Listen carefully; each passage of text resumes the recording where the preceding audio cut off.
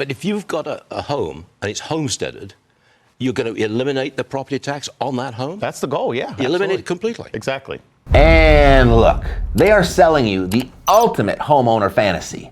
The headline, it's seductive, zero property tax. It is the homeowner's wet dream. I mean, you imagine walking to your mailbox, expecting that dreaded bill from the county assessor and finding nothing, no tax, no rent to the government, just pure, unadulterated freedom. But before you pop the champagne and burn your escrow statements, we need to read the fine print. Because while the headline says true ownership, the math says something very different. This piece of paper, this document here, this is the promise of zero property tax. It's the single most dangerous document in the American economy right now. And not for the reason you think, because what they aren't telling you is that to kill the property tax, they have to feed the beast something else. And that something else is your daily cost of living.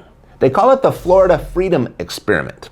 But if you shrug this off thinking this is just a Florida problem, think again. You are the one who needs to watch this the most. You see, if this bill passes, it won't just double the price of milk in Miami. It is going to trigger a shockwave that could wipe out 20% of the home equity in states like Illinois, New York, and California, among others, overnight. I mean, we're looking at the mother of all trade-offs. A shift so violent that it divides the country into two classes, the tax-free fortresses and the equity wastelands. This is a beta test for the entire country. And if they pull this off, your state is next. So today, we are stripping the paint off this Trojan horse to reveal why this Florida experiment is a trap for the locals, a nightmare for the outsiders, and exactly how to position your money so you don't get crushed by the fallout. You see, the government, it's like a raccoon living in your attic. It doesn't just leave your house because you closed one entry point. It just chews a hole in a different part of the roof. And right now, they're eyeing the roof over your wallet. You see, you've got this gnawing anxiety that you never truly own your home, right?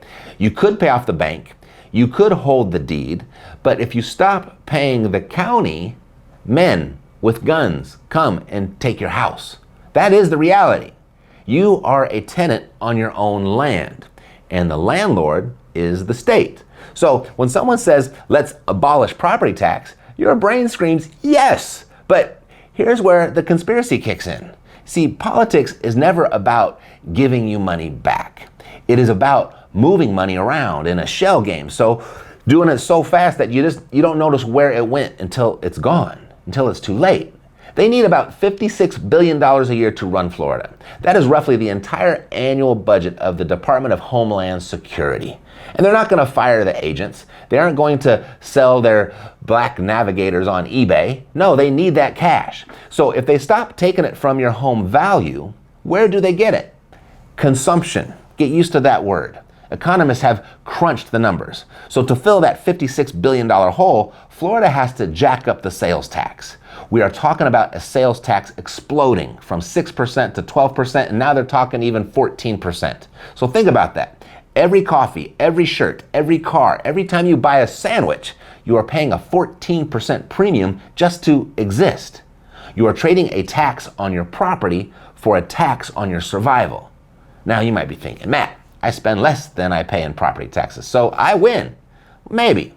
But you are missing the hidden villains in this deal. There is a genius, evil little twist is in this plan that I call the Snowbird Subsidy. And this is the aha moment that nobody's talking about. I mean, picture a retiree from Toronto. He owns a nice condo in Miami Beach that he uses for 3 months of the year.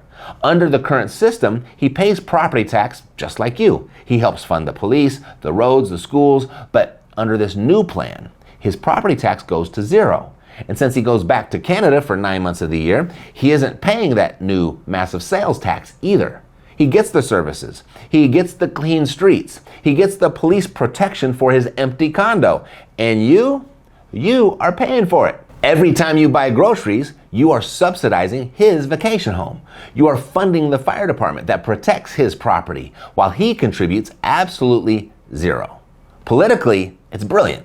DeSantis says, hey, look, no property tax. But economically, It is a wealth transfer tax from the local working class to the international wealthy. But the scariest part, it's not the tax. It's what this does to the housing market. And this is the part that affects you directly, whether you buy or rent, whether you live in Florida or not. You see, if you eliminate property tax, the monthly cost of owning a home, it drops. So when the monthly cost drops, the purchase price goes up. Experts are already predicting an overnight jump in home values of 7 to 9%. That's great if you already own, right? You just made 50 grand while you were sleeping. But if you are a first-time buyer, the door just slammed in your face, and then someone welded it shut, because we are looking at a market freeze. Think about Proposition 13 in California. People there, they refuse to move because they are terrified their taxes will double if they buy a new place. It freezes the market. Now imagine that with the safety off. I mean, if you eliminate property tax entirely, you don't just discourage moving, you incentivize hoarding. Why would you ever sell a house that costs $0 a year to hold? You wouldn't. You'd keep it. You'd rent it. You'd let it sit empty as a vault for your money. In California, the market is sticky. Under this new plan, the market becomes a parking lot. Inventory won't just dip, it will vanish. So the system, it's rigged. The relief, it's a trap. So what do? Do we just sit here and wait to be slowly digested by the 14% sales tax? No, we go into active defense. And I want to be crystal clear with this. If you are watching this from outside of Florida, and most crucially, a high tax state like Illinois, New York, California, do not go anywhere, because move number 3 is the specific countermeasure for your equity. It is the only way to dodge the fallout when this bomb goes off. So step 0, this is to stop the bleeding you've got going on right now. You see, while politicians are arguing about a future 0% tax, your current county assessor is likely overcharging you by hundreds of dollars a month today. Most people, they're so focused on the legislation that they ignore the bills that are sitting on their kitchen table right now. So I built a 60-second survival audit to help you find these leaks. It scans your tax exposure, your inflation risk, and your asset vulnerability. You can run the audit, you can find the leak, and you can plug it at protectmyhome.inc. The link is in the description, because you can't fight a war if you're bleeding out in the waiting room.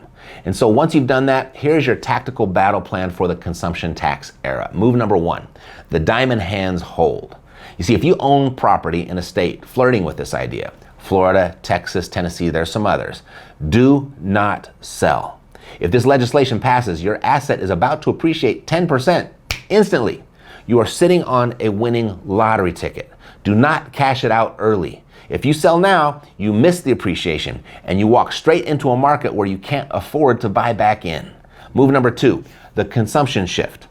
This new law changes the physics of wealth building. You see, if we shift to a consumption tax, the frugal saver kind of becomes the king.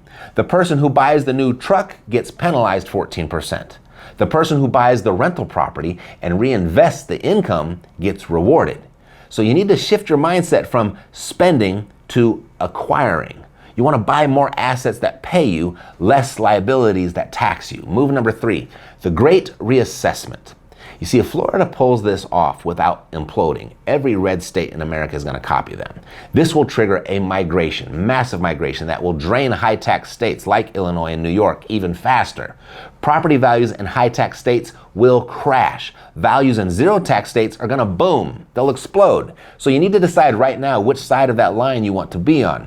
Are you holding a dying asset in a high-tax state, or are you positioned in the fortress? You know, the economist Thomas Sowell famously said, there are no solutions. There are only trade-offs. And this is the mother of all trade-offs. Lower taxes for the owners, higher costs for everyone else. You are the CEO of your own life. Treat your house like a fortress. Treat it like a business. You are the type of person who doesn't wait to get blindsided. You read the fine print. You look at the math. You do the calculations. But here is the jagged pill we have to swallow.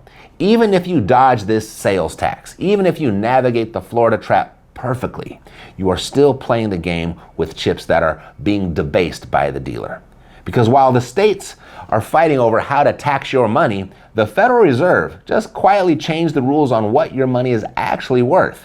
It is a separate mechanism, but it is part of the exact same trap. And honestly, what the Fed did just last month on December 15th, depending on when you're watching this, it makes a 14% sales tax look like a rounding error. So I broke down the exact mechanics of that new federal rule change in this video right here.